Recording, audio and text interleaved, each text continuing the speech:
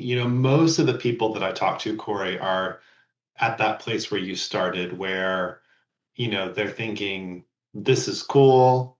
I've seen an example of this, whether it's on Broadway or just even in a regional production or something like that. And they're thinking, I'd love to get rolling with this, but how do I get from 0 to 1 if I don't necessarily have the resources or, some of the experience to do it?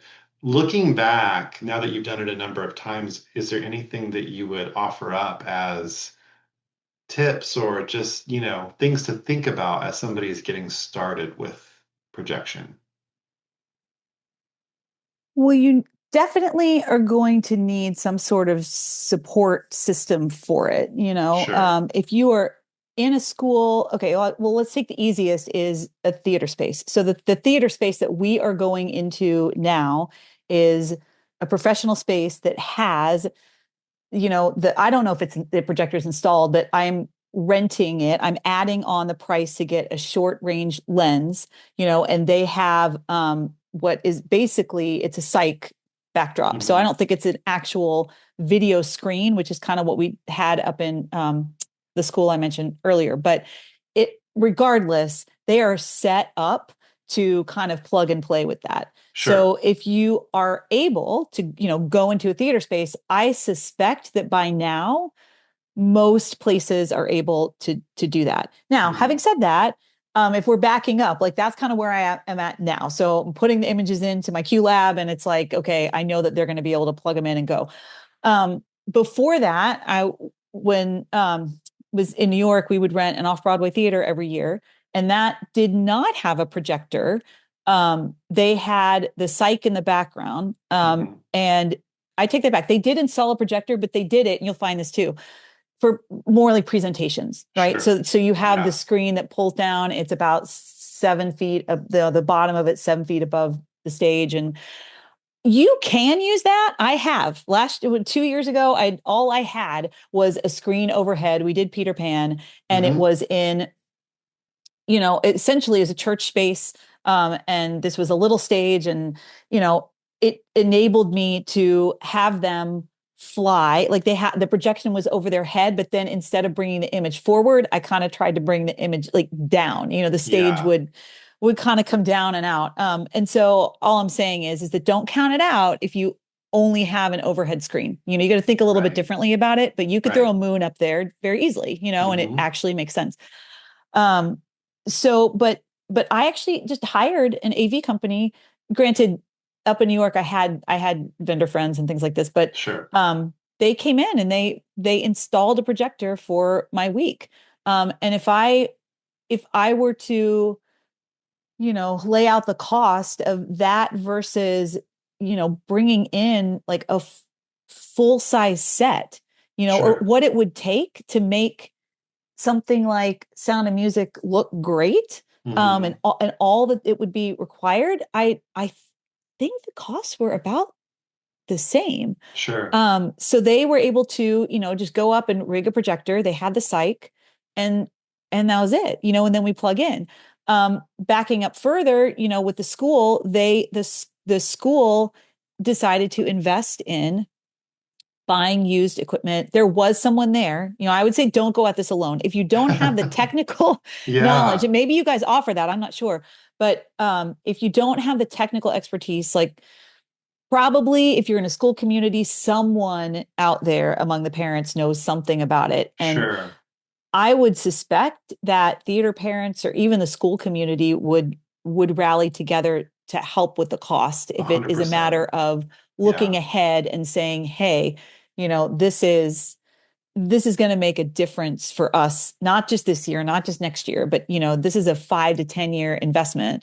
And we're cutting back the costs over here and kind of putting them Right. over here. I think that's the kind of conversation that you would probably need to have. But you would need to have someone come in and look at your space, I think, and see how best to accomplish, what you're trying to do, particularly if it's one of those where you're converting, from a gym or something, to a theater space. That's going to take, I think, a professional eye. But I just think there's a lot of people that probably have some knowledge of how to how to do that. I don't know if this is too technical, but you do have to think about front versus rear projection.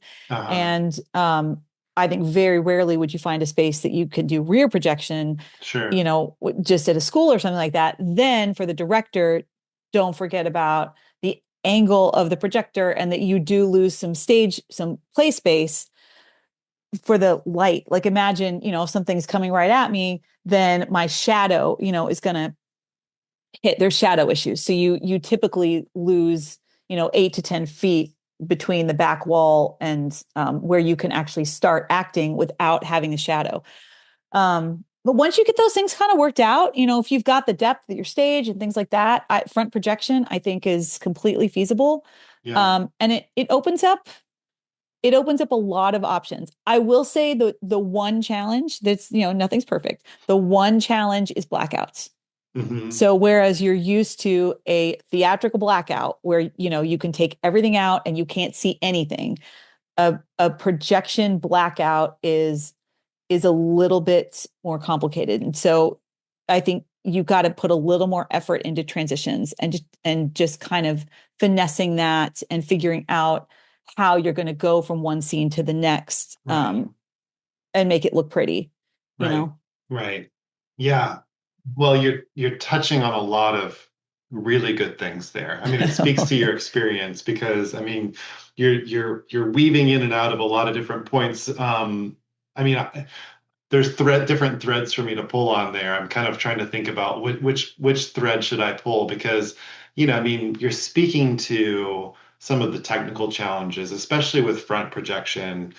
The idea that you're talking about is okay, if you've got a projector in front of your screen or your psych, even if you put that up high, which you should, and tilt it down, you are going to have some shadows if people get, that far up Yeah. stage. Obviously, the higher and steeper the angle, you can avoid that somewhat. But just working through some of that stuff, which I think you probably spoke to the best part of that, Corey, when you said like don't go it alone. There's a lot of people that Yeah. can help.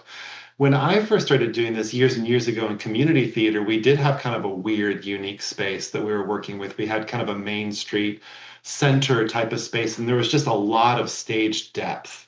So we did try out rear projection first, which was kind Oh, of nice. funny because we had a parent volunteer who was really into construction, and he built us out of wood, almost like you would stretch a canvas around a painting.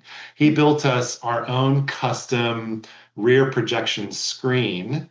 So he Nice. built a frame out of wood, and then he used bicycle parts to stretch construction plastic, which is this, Wow. it's like this sort of Wow. semi-opaque, almost the transparency of a shower curtain, Yeah.